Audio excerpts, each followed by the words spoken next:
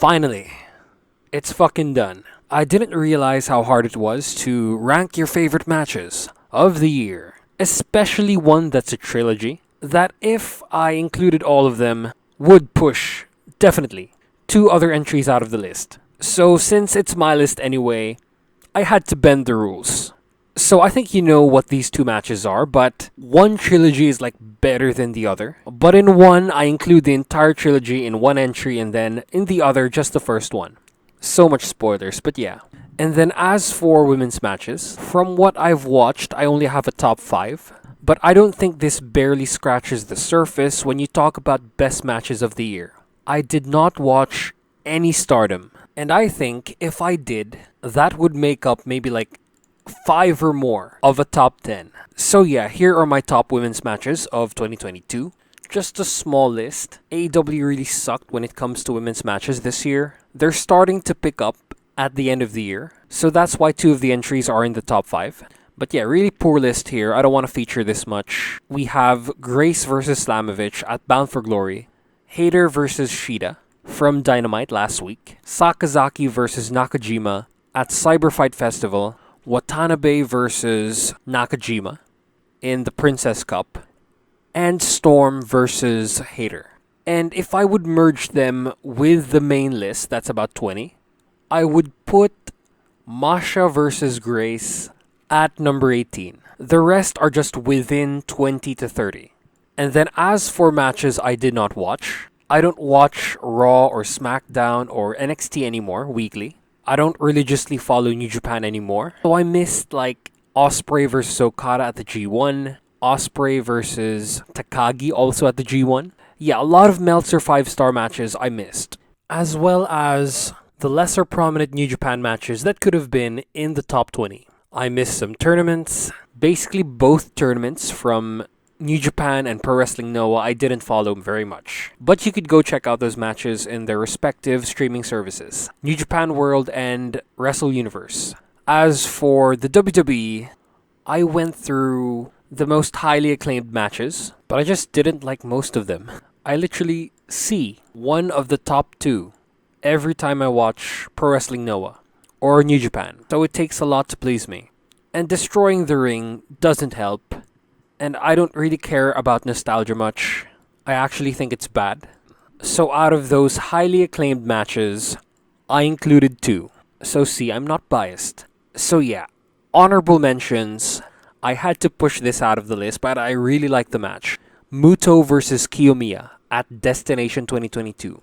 As well as Karanoa versus Yuki Ueno. As well as Yuki Ueno versus Daisuke Sasaki. For the American companies, maybe Punk versus Mox, as well as Logan Paul versus Roman Reigns. I still share the belief with Ronda Rousey that if Logan Paul beat Roman Reigns, it would have elevated Roman Reigns. Just kidding. So yeah, so let's get to the main list after 3 minutes. Number 20 is Jon Moxley versus Hiroshi Tanahashi at Forbidden Door 2022. This is a hard-hitting, gritty and bloody match that is slow and methodical, and basically characterizes Jon Moxley's year. This is what this man did all of the time. It just depended on his opponents if they could like speed the match up a bit. I didn't think Mox could carry his own in matches this year.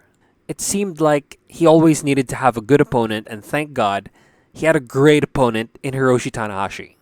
And Tanahashi is not as nimble and mobile as he used to be. He's heading down the road that Keiji Muto is on, but I even think Keiji Muto can run better than Tanahashi.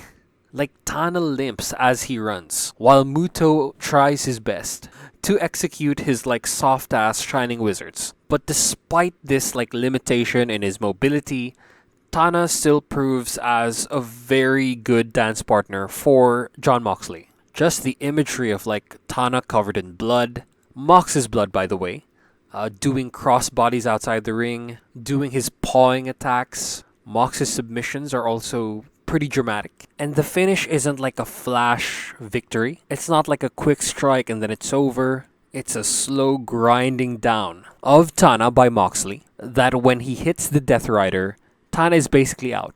What a great finish, Moxley's best match of the year.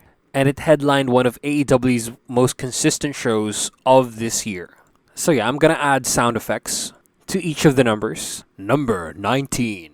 Number 19, as highly praised as this match is, I just see it all the time. That's why it's lower than the other match from this company. And it's Gunther versus Sheamus. This is WWE's Pro Wrestling Noah match, or what I lovingly call it, NXT Japan. Down to the stiff striking. Both dudes are white, so you can appreciate all of the bruises more. The hard lariats, and just the pace of the whole thing. And people said that strong style doesn't work in the West, but this clearly disproves it. This is basically it. Maybe next these guys will try to do King's Road, and it's probably gonna work too because it's very entertaining. It's a very entertaining fucking style. There might be a lot more chest hammer spots that I would have wanted. I also didn't like this big tough dude to like sell his back, failing to do his finisher. I would have preferred if like he was instead like beaten down, basically debilitated to set up for the finish. Sheamus lost, by the way. And one thing really bothers me about how Walter like acted in the match, because there's this one thing. Excuse me, Gunther. Because Gunther, the ring general, sort of like begs for mercy at one point. He like does the hand signs to like, oh please stop, give me respite. And that's not fitting of his character. He's supposed to be a tough ass dude, and you made him look like a pussy here. Come on, consistency with your character. WWE, this is what you're supposed to be good at. But yeah, this match fucking ruled. And just the stare down to start while their faction members like fight each other out of the ring. That was also a nice touch. Number 18 is Swerve in Our Glory versus The Acclaimed. And when I watched it the first time, this was the closest thing to like a black and gold NXT match that we've gotten so far. Just the timings of their moves, the spots that they went for. It's like the same NXT style when it's back and forth, back in the good old days. It's The Acclaim's coming out party. I don't think they were supposed to win the title after this, but because of such a great performance, a great reception from the crowd, you just had to give them the titles. But I still maintain the opinion that it was the right move to have them lose in order to make a story out of it.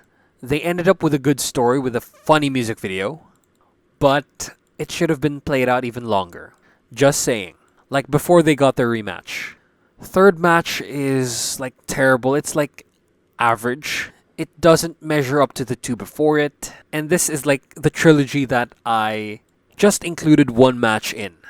We had some great weight working spots like the superplex on Keith Lee, and the part where Max Caster finally like lifts him up after the whole match. He's trying to do this.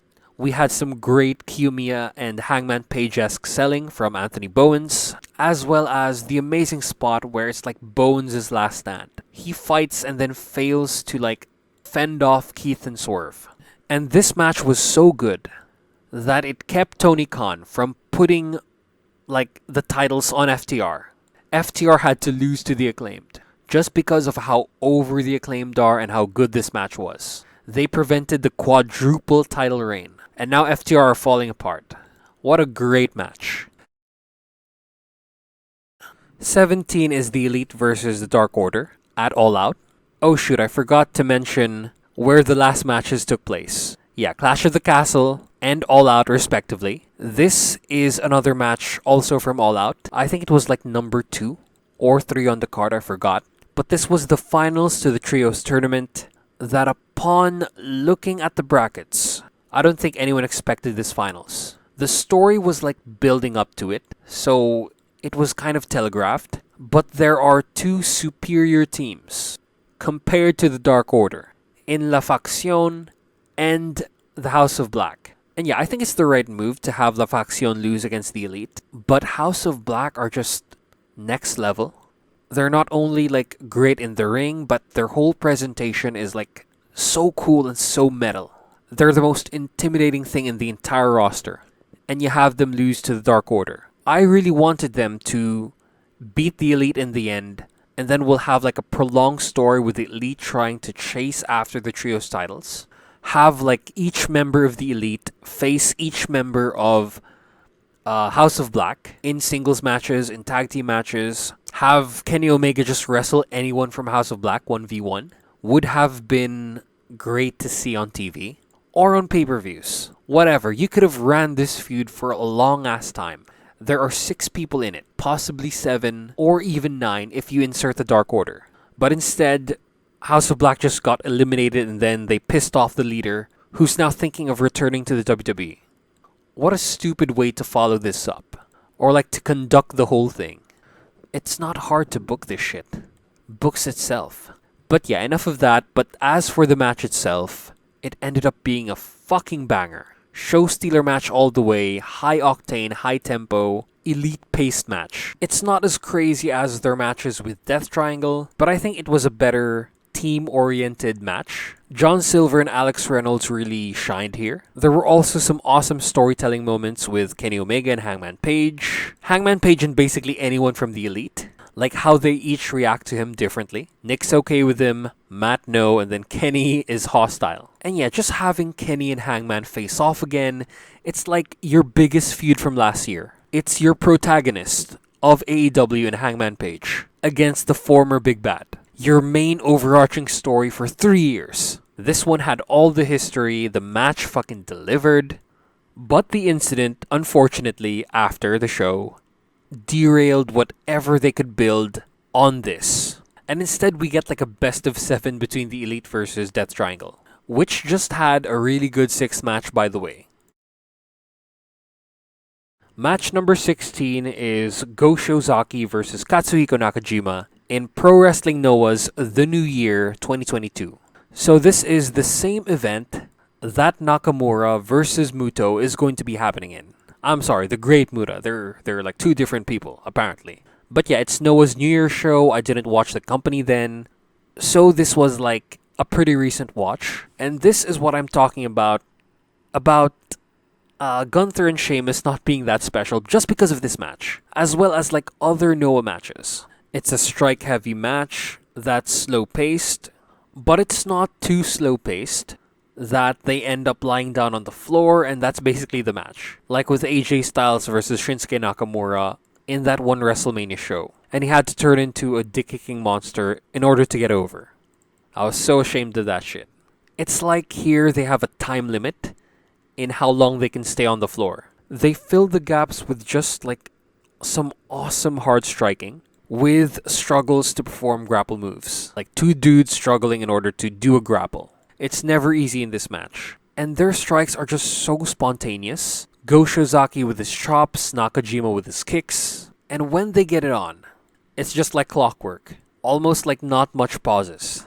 And if you haven't heard Goshizaki chop, just like take a listen to this. I'm gonna add like a video of one of the chops.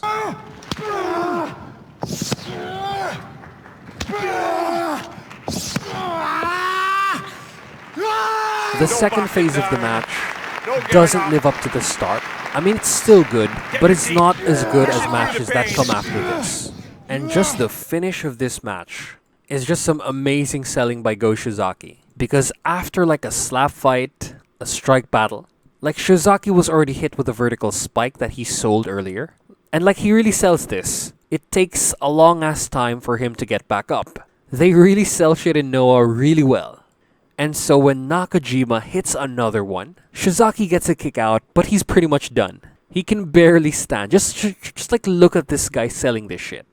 Nakajima has the match won, he needs to hit one more, and then for that last one, Shizaki's out, Nakajima wins. And there's this spot where Shizaki like German suplexes Nakajima off of the ramp. Just fucking amazing. This match is something else.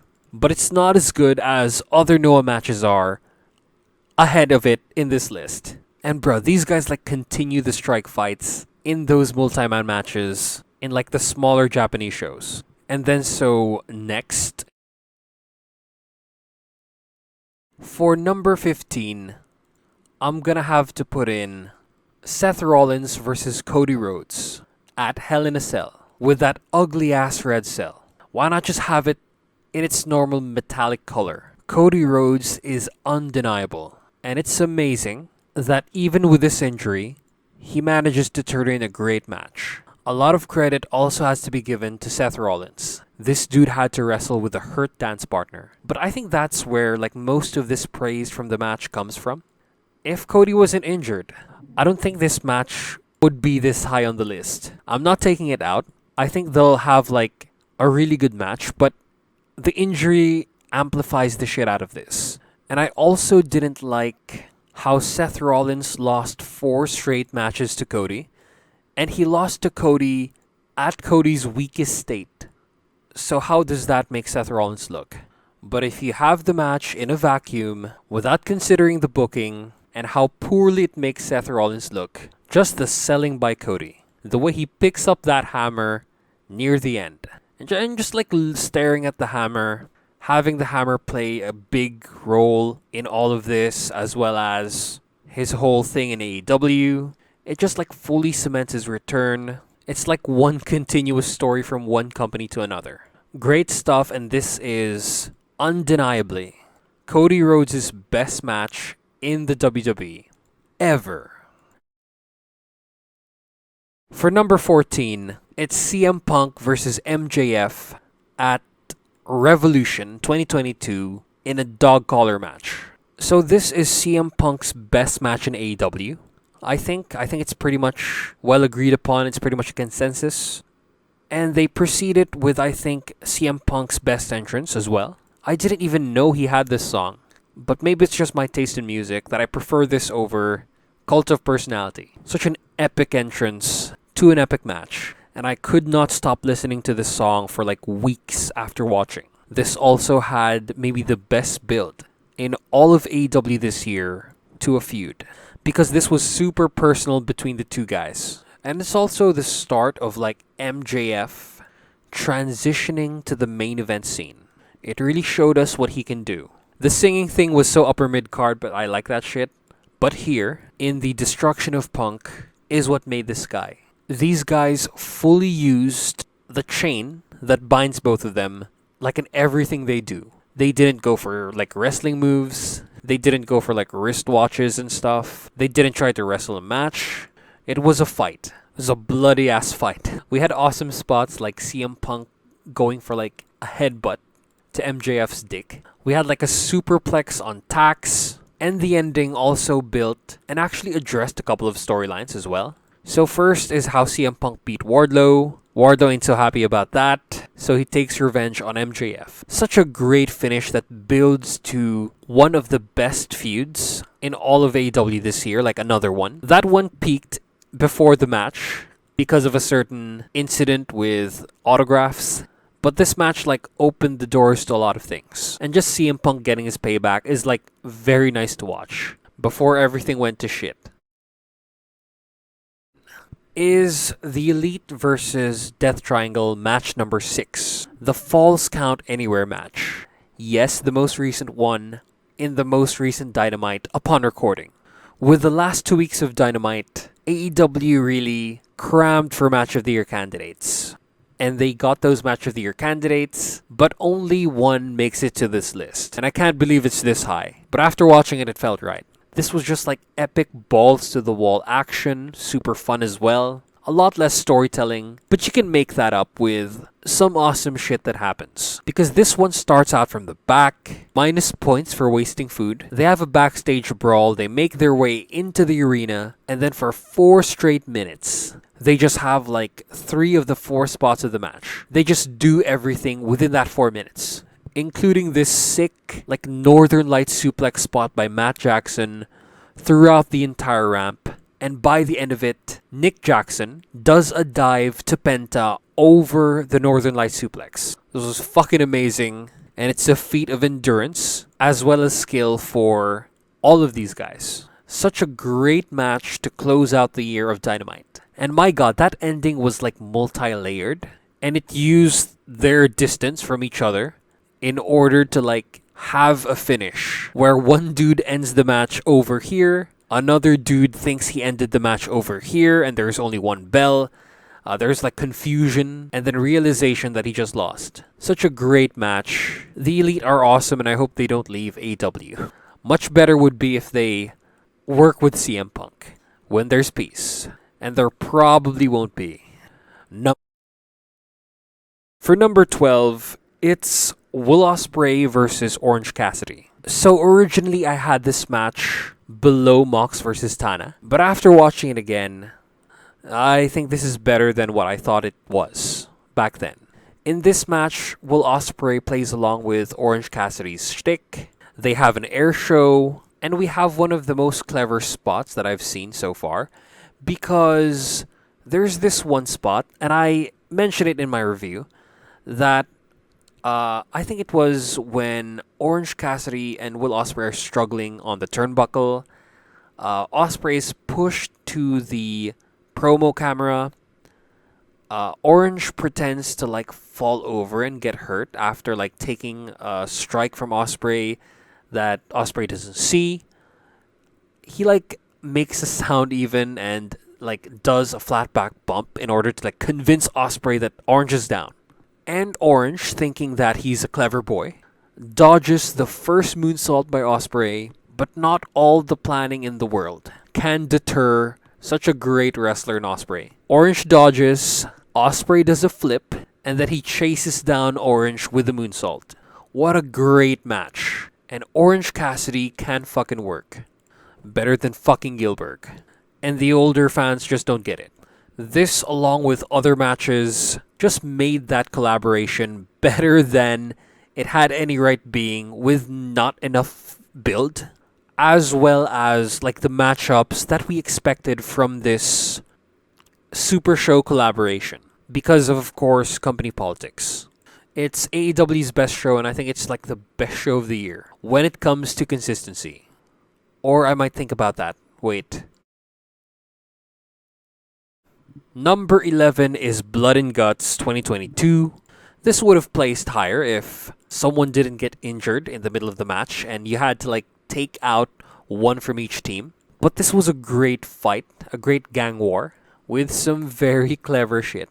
And aside from the clever shit, of course, match is called Blood and Guts. We get weapons, we get sick bumps, and we get blood. A whole fucking lot of it. Things get stuck into other people's faces. People get pile-driven to like glass. We even get rubbing alcohol for some godforsaken reason.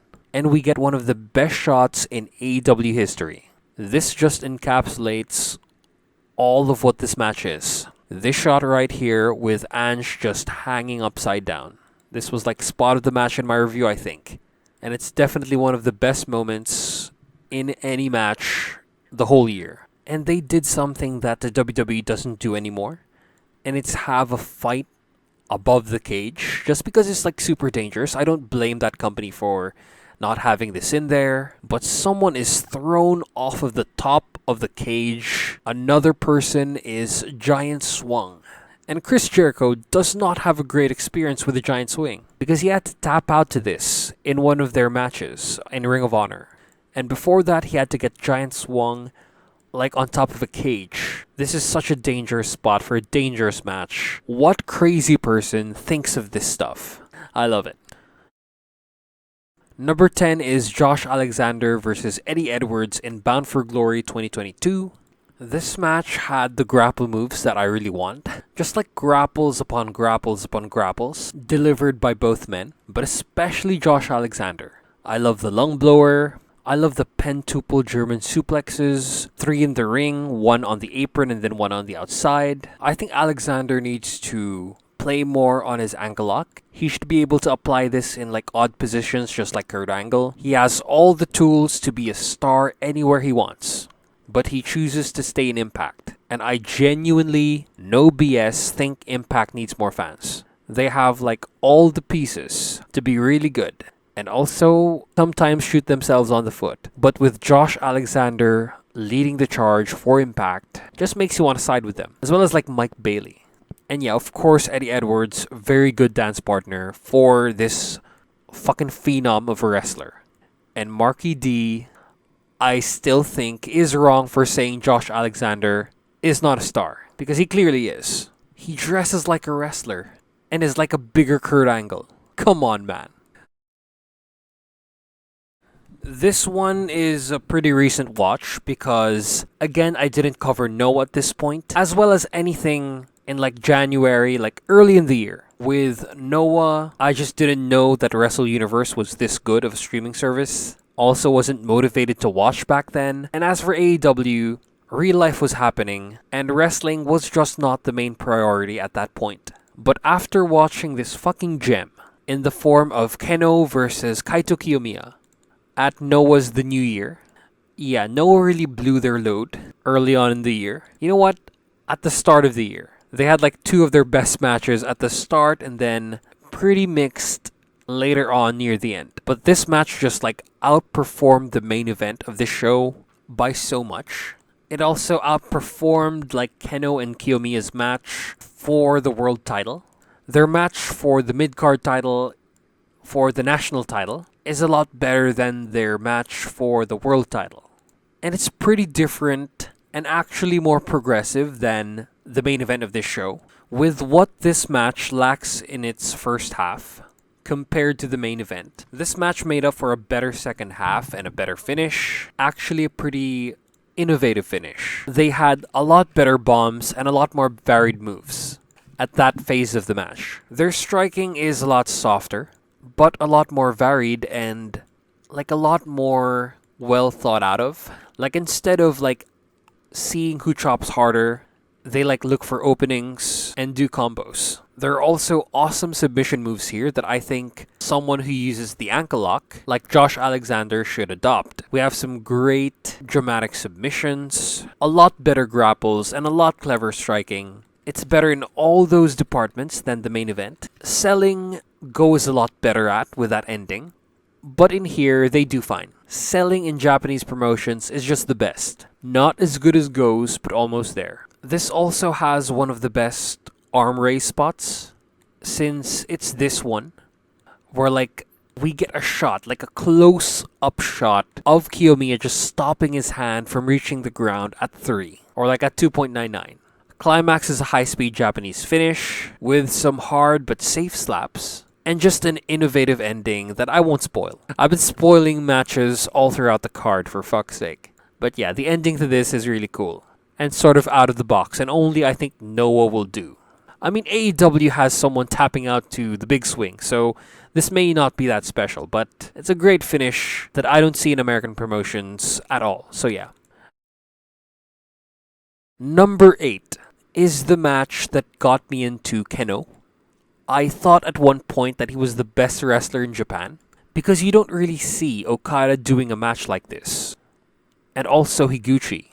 They are great at regular epic matches, but when it comes to shit like this, only like people such as Kenny Omega, Cody Rhodes, Seth Rollins, Hangman Page, but I haven't seen him have a match like this, and like not everyone, is basically what I'm saying, has the versatility that those dudes do, especially coming from a promotion that prides itself for having like very serious wrestling.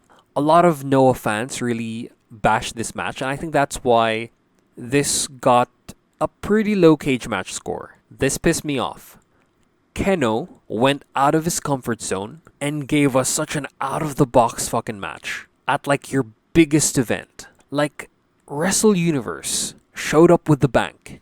Is that how you say it? They splashed the cash in order to like give us a WrestleMania-like event. It had the performances, it had the big entrances, especially with this one. They start out with the two best entrances of the show. Sasaki copies like the darkest dungeon collector gimmick. That was so cool. The one where their heads stick out of the jacket.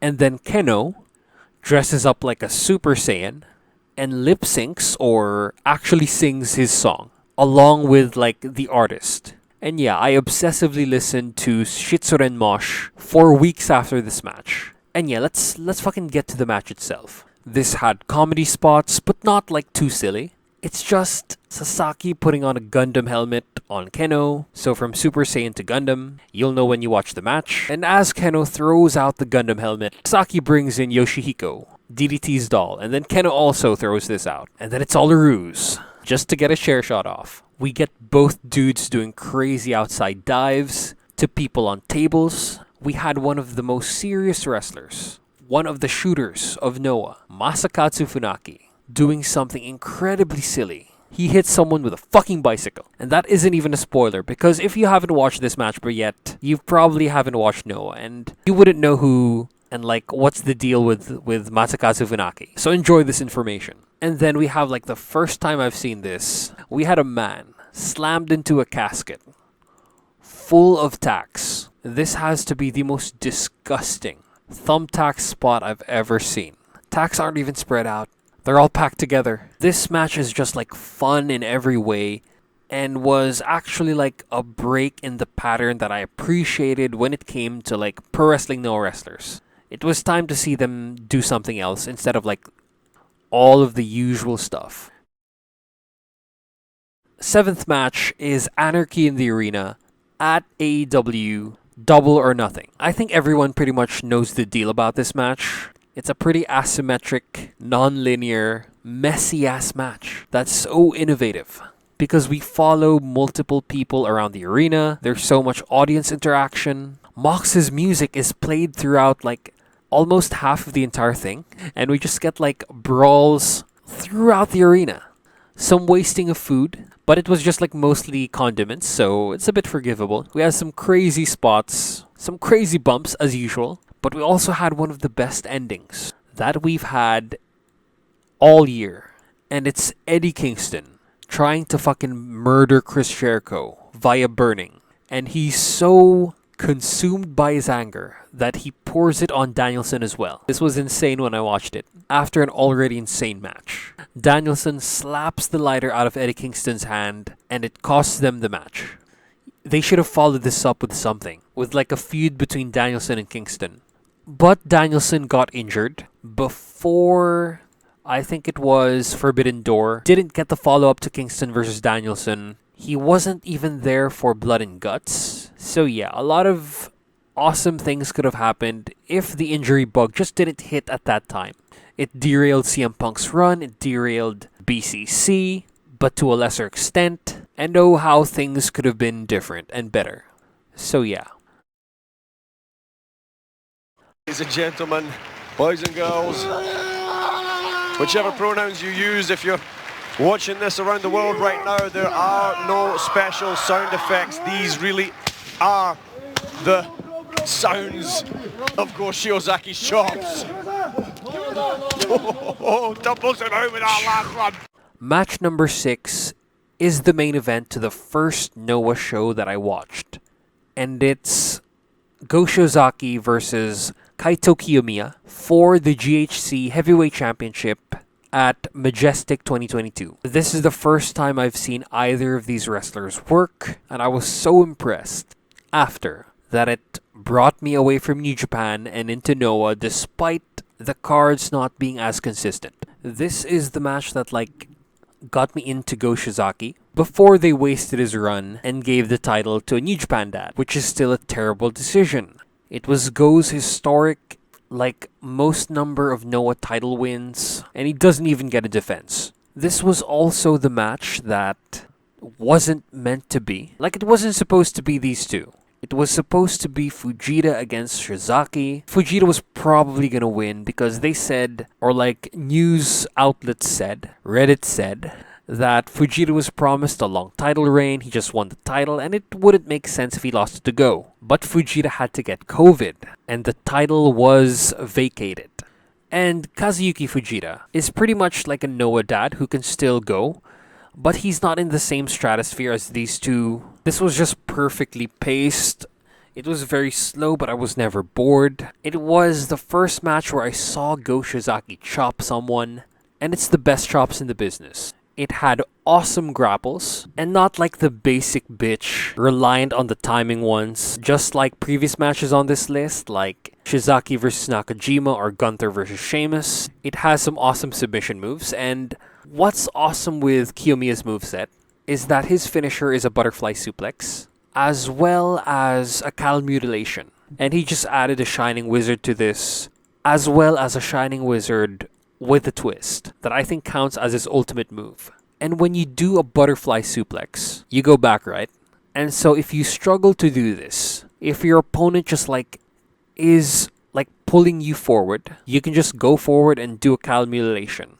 That's the brilliance with Kiyomiya's moveset and with this match. Noah is like so good at this sort of thing.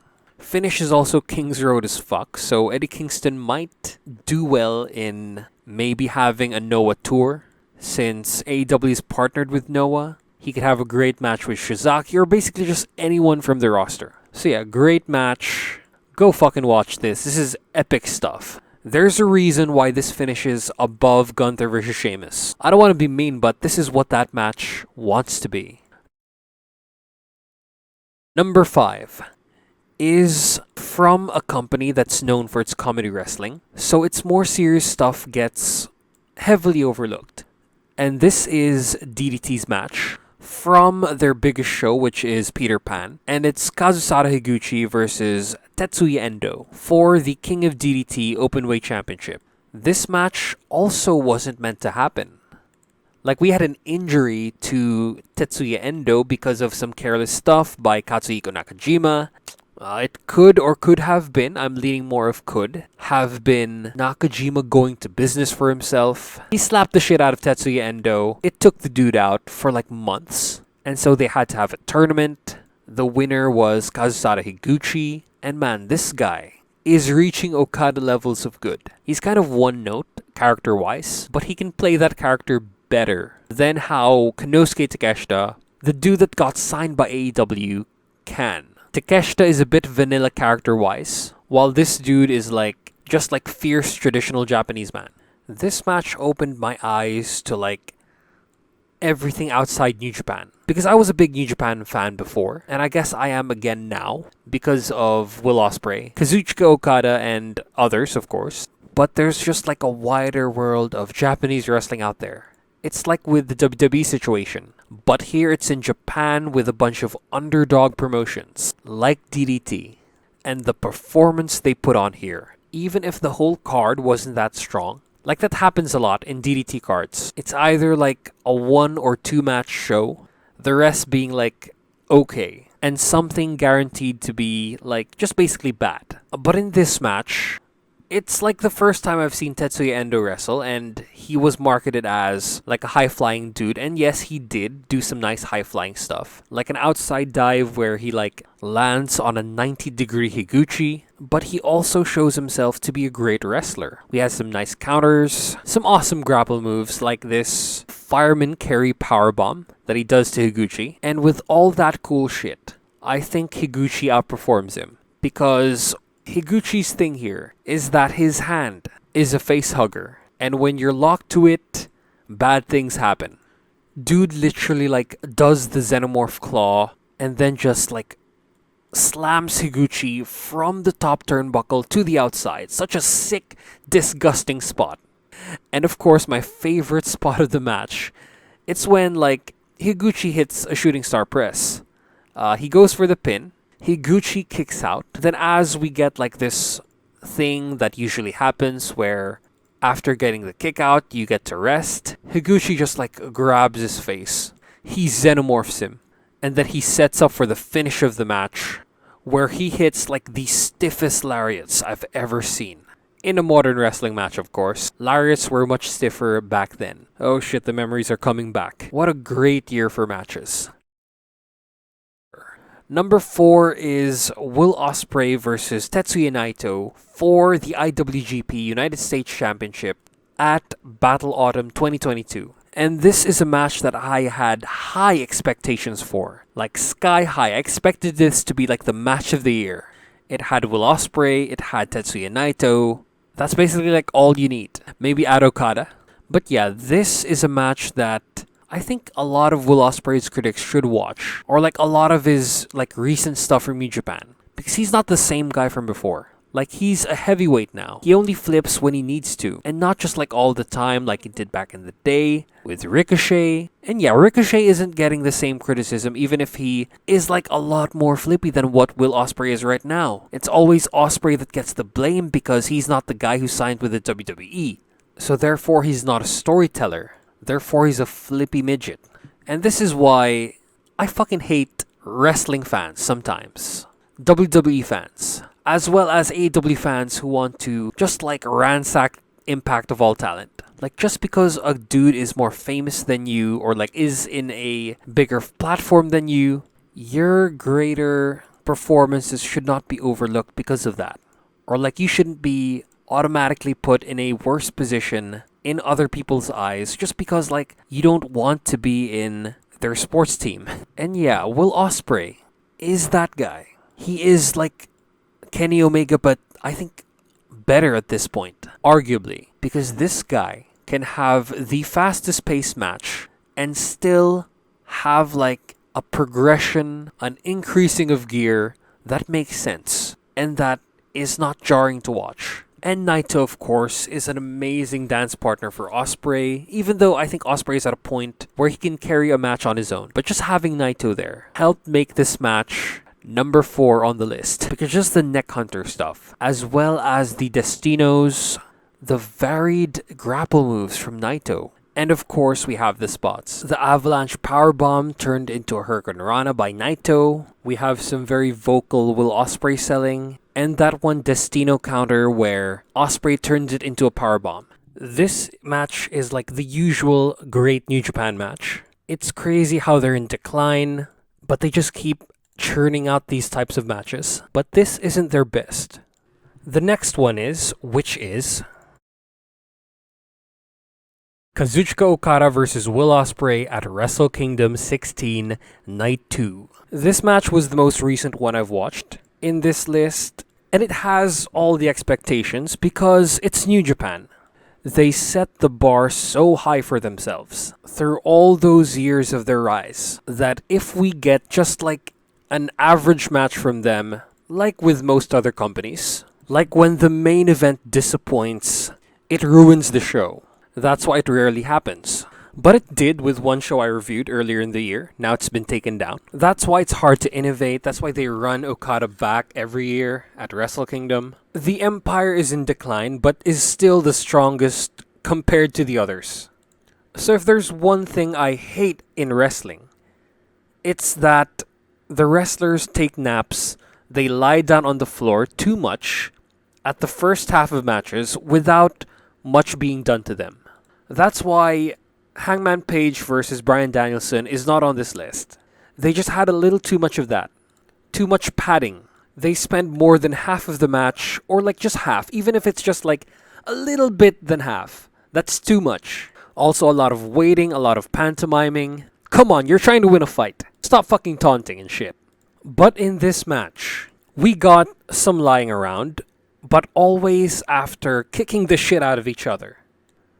For example, the moonsault off of the tower, the catch tombstone to the floor, those naps were justified. First half of the match is secured. And as for the bomb phase, if that wasn't it at the start, if those weren't bombs, they drop nukes in the second half of this one. What it lacks with the stiffness of their strikes, they make up for the variety of their grapples, even diving moves. Like these two guys utilize all of what they can. They don't just stick to one thing like Goshizaki does, or Sheamus and Gunther do. And like Chris Jericho and Ishii, that match really bugged me. And then the bomb phase is maybe better than all of the matches on this list, including the 2 matches above. But it's Okada.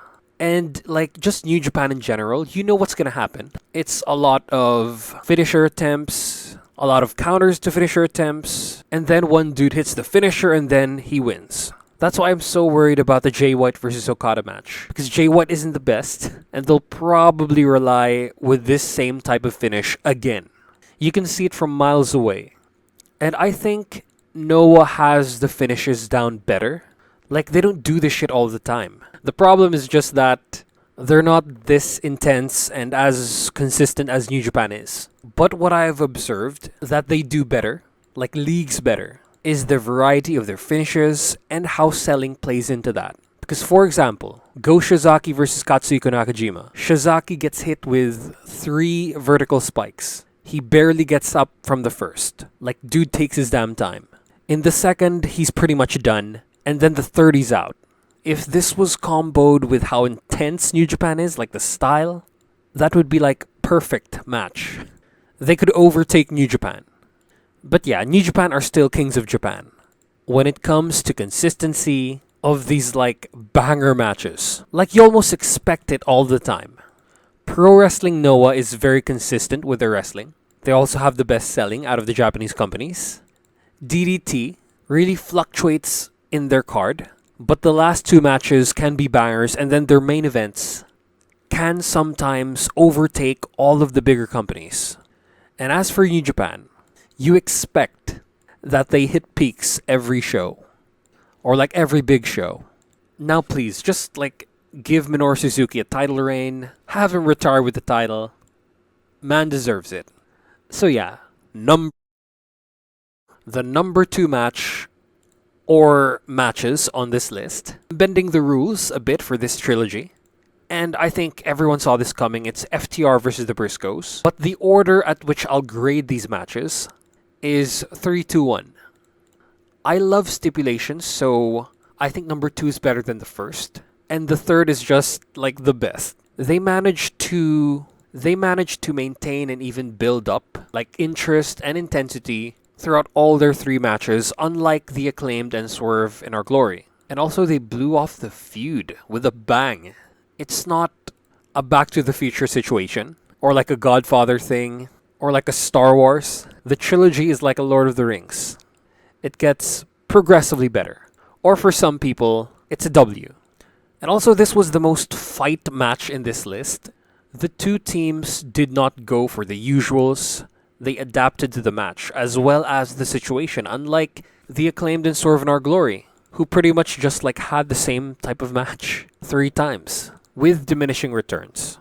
They also didn't run back finishes, like we've seen before with Okada and Ospreay, and I like that they use the chains all of the time, because you have a weapon in front of you. You should use it all of the time if you're allowed to. I like that they use the chains to like disrupt another dude's actions or like moves, because there are 2 pairs of color buddies. So they can make you look at one part, like they can like misdirect you to keep your attention on this important thing that's happening. And then when one guy makes the save, like attempts to make the save, dude attached to the collar to him pulls him back, and it comes out of nowhere. And also, unlike CM Punk and MJF, there weren't much like naps here, or like unjustified naps, which I like very much. And then the second half just turns into a hardcore match, like to a gratuitous degree at some point, because the referee bleeds along with the other 4 competitors. Like the only thing missing was to have Paul Turner bleed too with Mike Posey. People get thrown to chairs from very high places, and the ring ends up covered in blood in the end. It also has just like a sick ending, or like just a better ending than the other dog collar match in this list, because they use the collar to end the match. They use the chain and the collar, I guess, same thing. And it's almost the best match of the year. But I think the last one, number 1, just edges it out a bit. And for number 1, it is Kazusada Higuchi versus Konosuke Takeshita at DDT Who's Gonna Top 2022. This match is the shortest match in this list, running at about 18 point something minutes. But it's also packed to the brim and dense with what makes the other matches in this list so good. Great. There are no naps, so that's a plus. It's pretty much as good as the 30 to 40 minute to 1 hour epics in this list, without all the padding. They focus on their opponent. And it's also very fast paced for 2 bigger than usual dudes. And like it has 0 botches. The strikes from start to finish are stiff. There's some awesome selling of 6 spots with sound effects. Konosuke does like a choking sound when he gets choked atop the top turnbuckle. And then it turns into a counter, but just watch it for yourself. And the spots just rival Ospreay's matches in how good they are.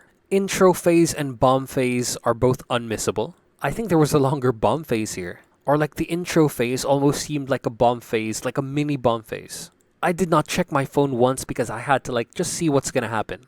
And as for storytelling moments, we have the Higuchi face hugger spot, but in a different position. We had epic stairs, and then maybe one of the sickest things I've seen this year. It's not dangerous per se, but it really portrays these dudes, especially since they don't nap a lot in the match, as just like the toughest guys, a bunch of superhumans. Because there's this one spot where Higuchi gets pulled into the turnbuckle, and it's not hard, I think. I think it's just like well moderated speed by Higuchi as he goes to the post, but it's like hard enough that visibly he doesn't like put his hands up. His hands are held by Konosuke. He just headbutts the post at a safe but effective speed that visually it just like works. It looked magnificent. So he hits the post, he processes it, and in a Terminator-like fashion, chases down Takeshita after like no selling and processing the bump. Higuchi is such a beast. That ending, you don't really see this move finish a lot of people. But given like what happened throughout the match, and with what Higuchi's character is, this works. I just wish the match was like 5 minutes longer and then maybe we had an ending similar to his match with Endo. Or maybe like a burning hammer or something, like an ultimate finisher. But yeah, Higuchi's a beast, but he has still a lot of room to grow, just like Konosuke Takeshita, especially in terms of personality and character. Higuchi's a bit one note, but he plays his character well. And as for Konosuke, right now he's pretty vanilla. But despite that, they punch over their weight, given the limitations of their company. And even if they're not the full packages yet, unlike other wrestlers in this list, more famous wrestlers, more consistent ones, they show that they can deliver a match better than even the biggest Japanese companies, and even the American ones. Mind you, this is number 1 on the list. And yeah, Kenta Kobashi has his fingers all over this company. They're pretty much good in the development department. So yeah, congratulations to Dramatic Dream Team Pro Wrestling as well as Kazusada Higuchi for making it twice on this list. So we have 2 DDT matches, 2 WWE matches, technically 3 Ring of Honor, that if I include every match in the trilogy, the list will pretty much look like this. 2 New Japan, 2 New Japan x AEW, 6 AEW, 1 Noah x DDT, 1 Impact, and 3 Noah. I think that's about right. And then if I merge the women's matches, it'll look like this. So yeah, thank you for watching. Please suggest Stardom matches as well. I need to like start watching Stardom so I can prepare for this better next year. And maybe All Japan as well. And even Impact, whatever. So yeah, like, comment, and subscribe for engagement. Share if you do not know me. Hit that bell notification for future videos. And please, watch my shit.